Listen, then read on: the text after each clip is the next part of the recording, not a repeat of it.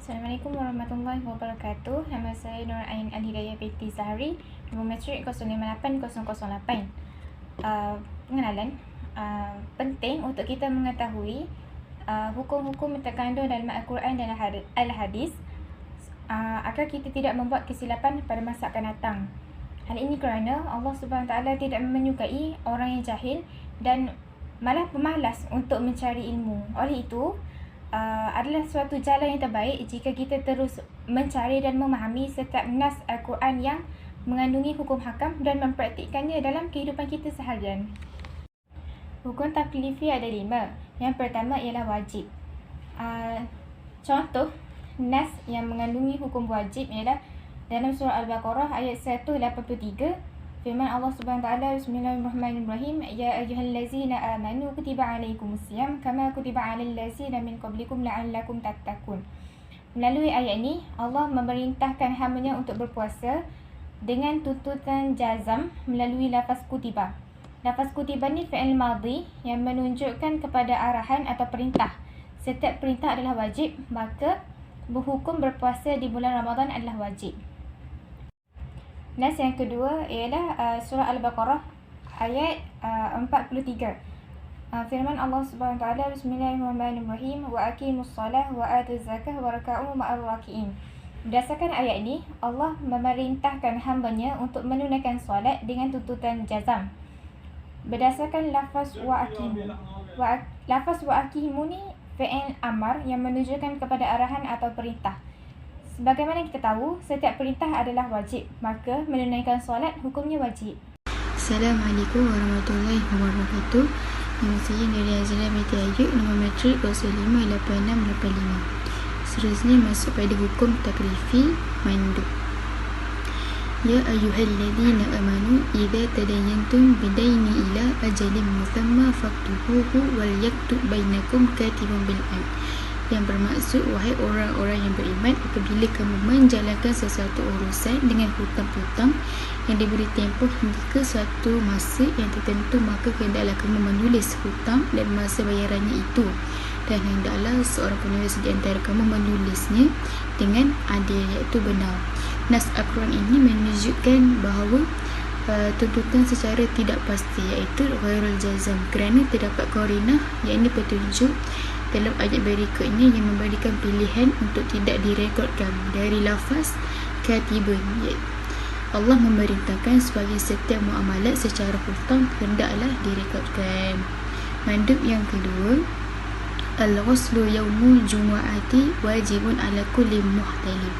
Yang bermaksud, mandi pada hari Jumaat adalah wajib bagi setiap orang yang baligh daripada riwayat Muslim. Pada hadis ini tersebut menjelaskan dengan tuntutan tidak pasti, iaitu ghairul jazam, iaitu sunat dari lafaz al-ghuslu, yang mana mandi pada hari Jumaat adalah sunat bagi mereka yang ingin menghadiri solat Jumaat, terutama sekali bagi lelaki.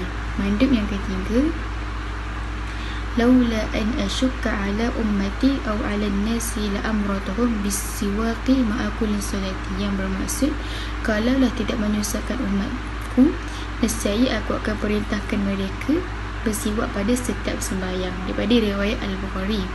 Ayat ini menunjukkan bahawa tuntutan tidak pasti, iaitu ghairul jazam, iaitu hanya sunat sahaja dari lafaz bisiwaqi, yang menerangkan bahawa Rasulullah tidak mewajibkan bersiwak setiap kali sebelum solat, ianya hanya sunat jika dilakukan. Assalamualaikum warahmatullahi wabarakatuh. Nama saya Nur Amirah Hamizah binti Talmizi, nombor matrik 058129. Hukum taklifi al-haram. Nas yang pertama, A'udzubillahi minasyaitanirrajim. Alladzina ya'kuluna riba la yaqumuna illa kama yaqumul ladzi yatakhabbathu asyaitanu minal mas. Dzalika biannahum qalu innamal bai'u mithlu riba wa ahallallahu al-bai'a wa harrama ar-riba faman ja'ahu maw'izatun min rabbih fantaha falahu ma salafa wa amruhu ila Allah wa man 'ada fa ulaika ashabun nar hum fiha khalidun. Suratul Baqarah ayat 275. Sebut berkaitan tentang halal jual beli dan haram untuk riba. Istinbat hukum pengharaman riba dengan tuntutan yang pasti bagi meninggalkannya. Ianya antara daripada jenayah yang besar dalam masyarakat dan agama. Sirah yang digunakan pada lafaz harrama adalah lafaz yang menunjukkan kepada haram, iaitu at-tahrimu bimaddatihi. Maka hukum bagi mengamalkan riba ini adalah haram. Seterusnya, nas yang kedua bagi hukum haram. A'udzubillahi minasyaitanirrajim. Yas'alunaka 'anil khamri wal maisir. Qul fihima ithmun kabirun wa manafi'u lin-nas wa ithmuhuma akbaru min naf'ihima wa yas'alunaka madza yunfiquna qulil 'afw kadzalika yubayyinu Allahu lakumul ayati la'allakum tatafakkarun. Suratul Baqarah ayat 219. Ayat ini pula berkaitan dengan arak dan perkara yang memabukkan. Istinbat hukum, pengharaman arak dan sesuatu yang memabukkan secara jazam dan pasti. Padanya mempunyai kemudaratan yang teruk dan berdosa besar jika melakukannya. Sirah yang digunakan pada lafaz wa ithmuhuma akbar, iaitu lafaz yang diikuti dengan akibat jika melakukannya.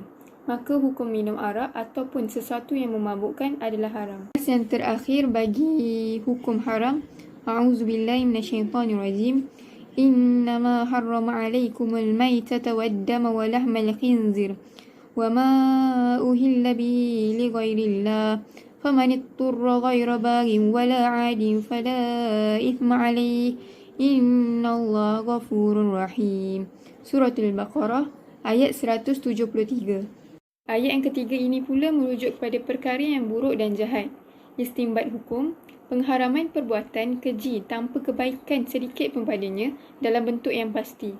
Pada asalnya, makan bangkai adalah haram, kecuali terdapat rukhsah padanya. Sirah yang digunakan pada lafaz harrama adalah lafaz yang menunjukkan kepada haram, iaitu at-tahrim bimaddatihi. Maka hukum makan bangkai tanpa dalam situasi kemudaratan adalah haram. Assalamualaikum warahmatullahi wabarakatuh. Nama saya ialah Nurul Nabila binti Abdul Aziz, nombor matrik 057990. Saya akan menerangkan tentang hukum taklifi makruh yang bermaksud meninggalkan satu perbuatan lebih baik daripada mengerjakannya, atau juga apa yang dituntut pembuat syariat dari mukallaf untuk meninggalkannya bukan dengan bentuk keharusan. Makruh terbahagi kepada dua, iaitu makruh tahrim, iaitu perbuatan yang dituntut oleh Allah SWT untuk ditinggalkan dengan tuntutan pasti, tetapi dalil yang digunakan adalah dalil zanni. Contoh nasnya ialah wala yakhtub ba'dukum ala khitbati ba'di, yang bermaksud dan janganlah seseorang dari kalian meminang pinangan seseorang yang lain. Hadis ini menjelaskan bahawa perbuatan meminang di atas pinangan orang lain adalah perkara yang dilarang oleh syariah dengan larangan yang pasti, iaitu haram, dengan dasar dalil zanni seperti dalilnya berasal dari hadis ahad ataupun qiyas. Tambah lagi, hadis ini adalah hadis ahad yang tingkat kepastiannya adalah zanni. Yang kedua, makruh tanzih, iaitu perbuatan yang dituntut oleh Allah SWT untuk ditinggalkan dengan tuntutan tidak pasti. Antara nasnya ialah man akalal basala wasuma wal qarrasa fala yaqrabanna masjidana fa innal malaikata tata'azza mimma yata'azza minhu banu adama, yang bermaksud barang siapa yang memakan bawang merah, bawang putih dan bawang bakung, maka janganlah dia mendekati masjid kami, sebab malaikat berasa terganggu dengan bau yang mengganggu manusia. Hadis ini menjelaskan bahawa tidaklah menunjukkan bahawa makan bawang hukumnya dilarang, apatah lagi haram. Namun hadis ini menunjukkan bahawa yang makan bawang ia tidak boleh hadir dalam solat berjemaah sampai dia hilangkan dulu bau mulutnya kerana makan bawang. Jadi berkenaan dengan hadis ini adalah ia merujuk kepada hukum haram atau makruh. Maka para ulama menghukumkan ia sebagai perbuatan yang makruh dan tidak sampai kepada hukum haram. Hukum wada'i pula ada 5. Sebab, syarat, manik, sah dan batan. Yang pertama ialah sebab. Contohnya hadis Nabi, hadis riwayat Bukhari. Nabi Muhammad SAW bersabda, sumu li ru'yatihi wa aftiru li ru'yatihi fa in 'ubbiya 'alaikum fa akmilu 'iddata sya'ban 30. Ia bermaksud berpuasalah kalian kerana melihat hilal dan berbukalah kalian kerana melihatnya. Jika hilal tertutupi atas kalian, maka sempurnakanlah bilangan bulan Sya'ban menjadi 30. Ayat ini berkenaan dengan sebab berbulannya puasa di bulan Ramadan. Berdasarkan lafaz sumu li ru'yati yang membawa maksud berpuasalah jika kamu melihat hilal anak bulan. Lafaz ini menerangkan bahawa hilal iaitu anak bulan merupakan sebab kepada bermulanya satu Ramadan. Oleh itu, umat Islam wajib berpuasa pada bulan Ramadan bermula pada 1 Ramadan dengan sebab melihat hilal anak bulan. Seterusnya hukum wada'i syarat daripada Abu Musa al-Ash'ari, sabda Nabi Rasulullah SAW, la nikaha illa biwaliyin, maksudnya tidak sah nikah melainkan dengan adanya wali. Berdasarkan hadis tersebut daripada lafaz biwaliyin yang bermaksud bahawa syarat sahnya pernikahan dengan adanya wali, namun dengan ada wali belum tentu pernikahan itu sah disebabkan ada syarat lain seperti hadirnya 2 orang saksi, baligh dan berakal dan lain-lain lagi. Terusnya nas bagi hukum wada'i iaitu al-mani'. A'udzubillahi minasyaitanirrajim. Ya ayyuhalladzina amanu la taqrabus salata wa antum sukara hatta ta'lamu ma taquluna wa la junuban illa 'abiri sabilin hatta taghtasilu. وإن كنتم مرضى أو على سفر أو جاء أحد منكم من الغائط أو لامستم النساء فلم تجدوا ماء فتيمموا صعيدا طيبا فامسحوا بوجوهكم وأيديكم إن الله كان عفوا غفورا. Surah An-Nisa ayat 43. Pula merujuk tentang larangan bagi orang yang mabuk untuk mendirikan solat. Istinbat hukum, larangan untuk mendekati atau mendirikan solat jika seseorang itu dalam keadaan yang mabuk. Sirah yang digunakan pada lafaz la taqrabu adalah jenis mani' al-sabab. Dengan adanya mabuk itu iaitu mani', maka terhalang baginya orang yang mabuk itu untuk mendirikan solat. Seterusnya ialah hukum wada'i sah, iaitu sesuatu amalan yang cukup rukun dan sempurna syaratnya menurut syarak. Seluruh perbuatan mukallaf yang memenuhi pelbagai rukun dan syaratnya, maka pembuat syariat menyatakannya sah. Namun jika tidak memenuhi syarat dan rukunnya, maka Allah Subhanahu Wa Taala menetapkan bahawa perbuatannya tidak sah. Antara nasinya ialah innama a'malu binniyat, yang bermaksud sesungguhnya amalan itu adalah dengan niat.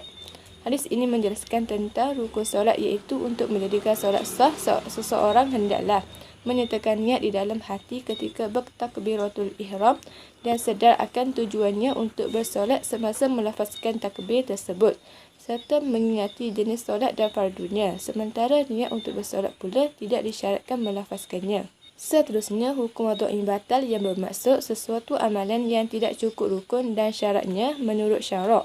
Perbuatan mukallaf yang tidak menimbulkan pengaruh-pengaruh syar'inya kerana pengaruh-pengaruh syar'inya tersebut muncul jika perbuatan mukallaf yang dilakukan memenuhi rukun-rukunnya.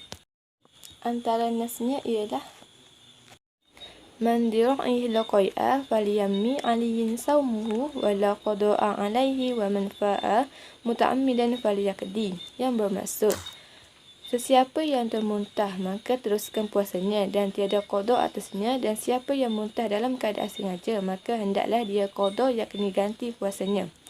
Hadis ini menunjukkan bahawa sesiapa yang sengaja muntah seperti menjolok jari ke dalam mulut untuk mengeluarkan sesuatu, puasanya terbatal dan wajib mengqadanya pada bulan lain. Jika termuntah tanpa sengaja, maka puasanya tetap sah dan boleh meneruskan puasanya. Bahagian kedua ialah hakim, mahkum fihi dan mahkum alaih. Untuk hakim, saya dapat rumuskan bahawa sumber hukum dalam syariat Islam adalah Allah SWT sahaja.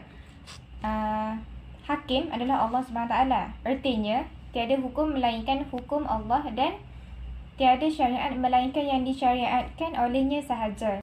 Oleh itu, menetapkan hukum selain daripada hukum Allah adalah kufur. Sebabnya mereka tidak memiliki kekuasaan untuk berbuat demikian. Yang kedua, tugas para rasul adalah menyampaikan hukum hakam Allah, manakala tugas para mujahid pula ialah mengenali hukum tersebut dengan bantuan manhaj dan kaedah yang ditetapkan oleh ahli usul. Yang ketiga ialah para ulama terdapat perselisihan antara para ulama mengenai soalan ni yang berbunyi Jika hukum Allah dikenal melalui Rasul atau akal, bagaimana ia berlaku? Dan jika akal dapat kenal dan faham mengenai hukum Allah tanpa perantaraan Rasul, apakah upayanya untuk berbuat demikian? Ada 3 pendapat mengenai persoalan ini. Pendapat pertama ni daripada mazhab Mu'tazilah dan sekelompok Ja'fariyah. Daripada perbincangan mereka, saya dapat merumuskan bahawa mereka mengagungkan akal dan seolah-olah Allah berada di tempat kedua.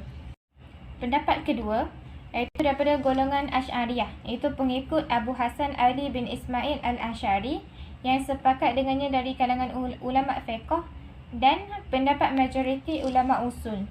Daripada perbincangan mereka, saya dapat merumuskan bahawa pandangan mereka lebih merujuk kepada Rasul dan akal hanya mengikuti kerana akal tidak dapat memahami hukum hakam Allah dengan sendiri.